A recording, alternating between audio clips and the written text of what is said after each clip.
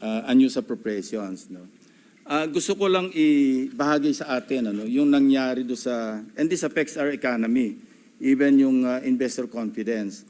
I have it on good information that yung announcement na ginawa, yung statement na ginawa ni ex-Congressman Saldico, na nagbintang siya na 100 billion, sinasabi niya na utos daw ng Pangulo na isingit sa BICAM.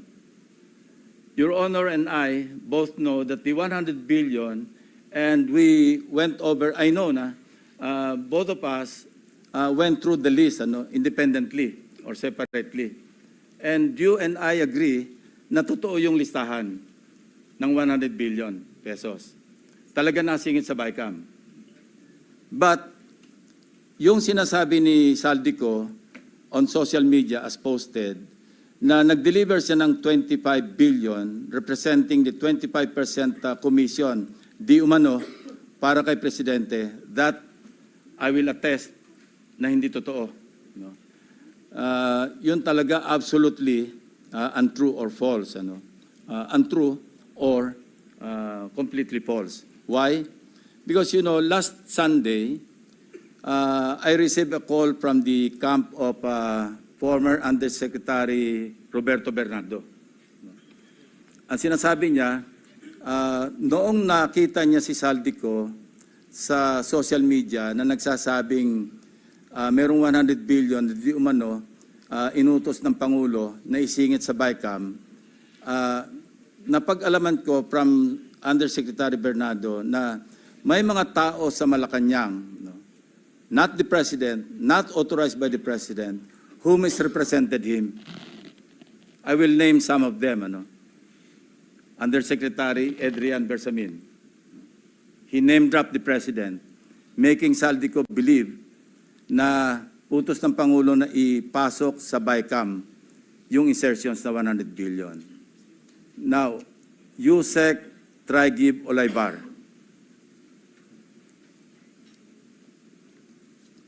Other personalities. Anyway, regarding the 100 billion, binrake down, kasi nireview niyo yung kanyang notes. This is all related even to the appointment of Secretary Recto to be the Executive Secretary. As he is now the acting, I guess acting kasi hindi naman pwede magbigay ng ad interim appointment because Congress is not in recess, di ba? So, okay. Anyway, ang sabi niya sa akin, hindi po totoo yan, Mr. Senator. Kasi ang breakdown ng 100 billion, 81 billion, yun yung na-assign sa DPWH. Yung 29 billion, other agencies. Hindi niya alam. Out of the 81 billion or out of the 100 billion, yung sa 81 billion, 52 billion, siya ang personal na nag-handle. Ako po nag-handle nun. Nasa notes niya, ito yung kanyang table, binigay niya ako ng kopya. 51.01, I think almost 52 billion. Anyway, so 52 billion, yun yung personal hinandle niya. And talagang sabi niya, naghatid ako ng pera as kickback. But not to the President, but to Yusek Olaybar. And sabi niya, ang pagkaalam niya, kasama si Yusek Adrian Bersamin. 8 billion pesos, Mr. President, in at least 10 deliveries. The modus that yung arrangement nila is, may tigisa silang armored van. May armored van si Yusek Olaybar, may armored van siya, magpapark sa basement ng Diamond Hotel, darating yung van driven by Olaybar, and possibly, sabi niya, hindi siya sigurado, and possibly, along with Adrian Bersamin. Bakante yung armored van, ipapark, idadrive yung isang van na puno ng pera. Ranging from 800 million hanggang 2 billion. Umabot ng 2 billion only because sometime in March, yung kanyang date na sinasabi from, I think, March hanggang April, yung delivery. Very good nga raw siya, sabi ni Yusek Olaybar, kasi nakakapag-deliver. Ang biggest kasi naipon, because March 11, natatandaan niya, inaapuran niya na si Undersecretary Olaybar na kunin na kasi napupuno na at saka matagal na nakapark. Ang sabi ni Olaybar sa kanya, wag muna kasi magulo ngayon dahil inaaresto si dating Pangulong Duterte. So naipon yung laman ng van, sabi niya, mga 2 billion pesos. That was the single largest or biggest delivery that he made to Olaybar. Kung saan napunta, hindi natin alam. But personally, he knows or he knew that, kasi personally, nagpapalit sila, amounting to 8 billion pesos. 1 billion, he delivered to Secretary Bonoan. So that's 9 billion. Yung 8 billion was representative of 16% of the 81 billion or 82 billion. Ang usapan daw nila initially was 15%, Mr. President. Tumawad pa raw ng 1% si Olaybar, pero suspetsya niya, natatawa raw siya dahil para sa sarili na lang ni Olaybar yung additional 1%. Kaya umabot siya ng 16%. 1 billion to Secretary Bonoan. Siya mismo nagbigay. So he was asking for my advice. Ang sabi ko sa kanya, can you put it in your own handwriting? And I'll see to it that it will reach the President. Isipan mo. But I took notes. When he was narrating what he was about to write down, I was taking notes together with my 2 lawyers. He was also with his lawyer. So, and that happened. The President received the handwritten narration. No? Ang sabi niya nga rito, eto, meron akong notes dito eh. Sabi niya, last quarter ng 2025, most likely during the last days of October or early November 2020, last quarter, USEC Trigib requested for list of projects. Siya nagpe-prepare eh. Of course, along with USEC Cabral, kasi si Undersecretary Cabral naman, ang tinatas ni Secretary Bonoan, na mag-prepare ng listahan. Ito nga yung awkward, Mr. President, and we want to correct this. Bakit nauna yung funding, saka palang maghahanap ng items? Hindi po ba dapat may items nanggaling sa RDC bago po poduhan? Complete with program report, complete with planning. Pero ito po, nauna pa yung pagpopondo, saka palang hahanapan ng items na ililista sa NEP. Remember, bukod pa po ito, dahil ito, gaan na ito eh, BICAM na ito eh. And mind you, even during the NEP, anyway, mamaya ko na itackle yun. Ito yung sinabi niya rito. No? Ito, sinabi niya na si Trigib Olaybar prevented him from disclosing details on the 52 billion to Secretary Bonoan. Ayaw pa sabi raw, Mr. President.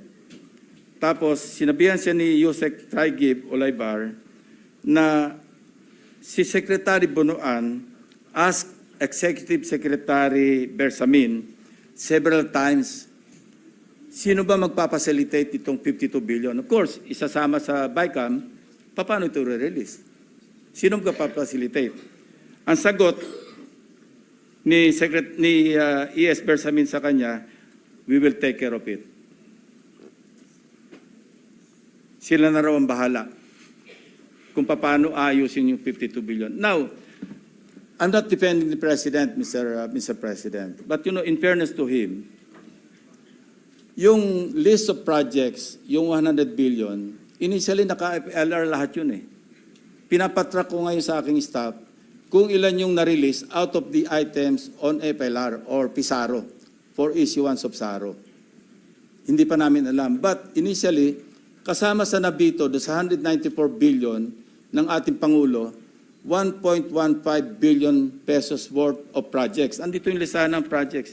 Nilista rin nakita ng mga staff ko ito, pero may listahan din si Bernardo nito.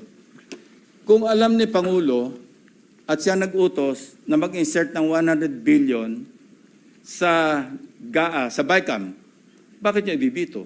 Yan din ang observation ni Your Honor, di ba? Sabi niyo rin, because you also examined. While you were examining respecting the 2025 GAA, we were also busy inspecting. No, hindi naman tayo po nag-coordinate, but our findings are practically the same, di ba? It's the same, Mr. President. The same. Yeah, ito yung tatlong items no, na nabito. Saldico list vetoed items. GAA Volume 1C, page 849. Construction of cruise port and facilities package, Puerto Princesa City, 250 million. 800, page 822. Construction of multipurpose building, Government Center, Barangay Gadani, Tayum, Abra. Page 322, construction of riverbank structure including irrigation system, integration along Polo River at Sitio Lawaan, upstream, right side, Mall Cebu, package 3, 100 million. Total 1.15. Kung gusto kasi ng iba, paniwalaan natin na sa Pangulo ang nag-utos mag-insert. But it doesn't make sense to me, Mr. President. That's why I'm trying to explain this to our colleagues and to the members of the DBCC family para maliwanagan naman natin and in the presence of the media, maliwanagan naman natin na hindi kasama ang Pangulo kasi yan, common sense. Siya nag-utos, ibibito niya. Siya nag-utos, i-FLR niya. Interjection, Your Honor. Yes, sir. Just for clarity, the handwritten note, letter was given to the President yesterday. As I think Monday, Mr. President. Yesterday. And At thereafter, 2 p.m. And thereafter, he asked There for were the- resignations. He asked for the resignation. In this case, Mr. President, Cortes' resignation is a euphemism for firing. Yeah. All right, thank you. You know, Mr. President, the President is a very kind-hearted person.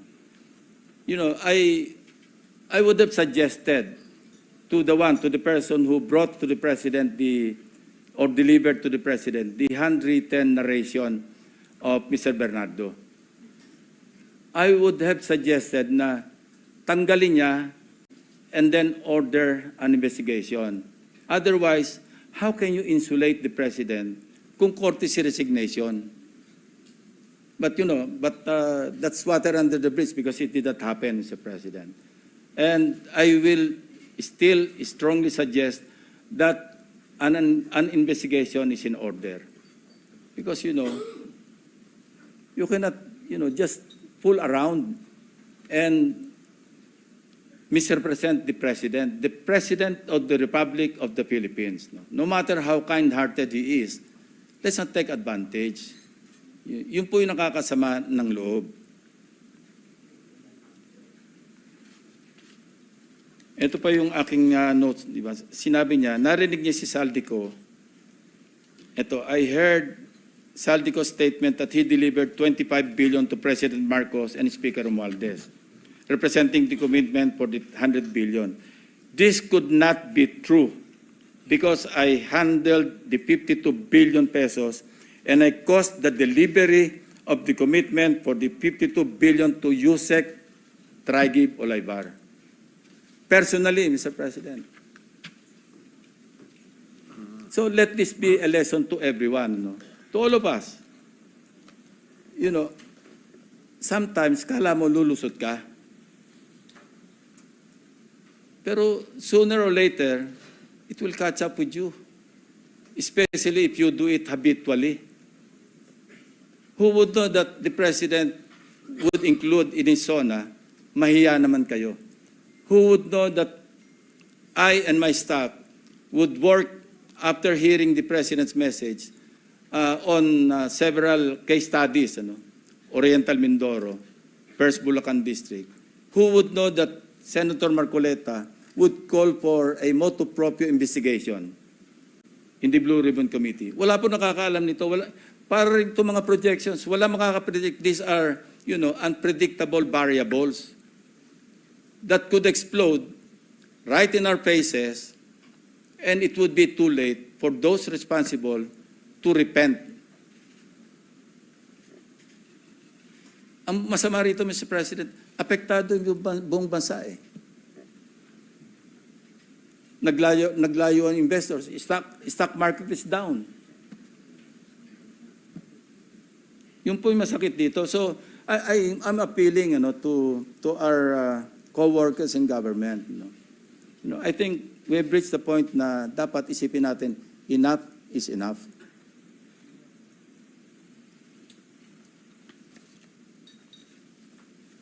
I think I have made myself clear, Mr. President, that there are persons responsible. And ngayon, back to the NEP. I don't want to steer the proverbial hornet's nest. Pero ito pa yung isang practice. Alam nyo, sinabi ko na nga ito na